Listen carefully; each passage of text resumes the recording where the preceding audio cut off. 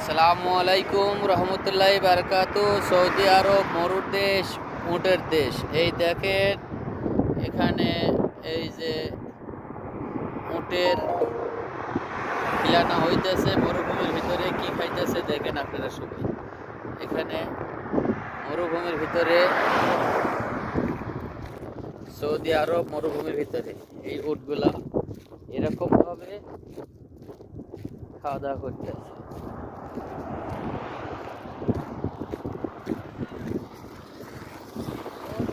Heavy আলহামদুলিল্লাহ।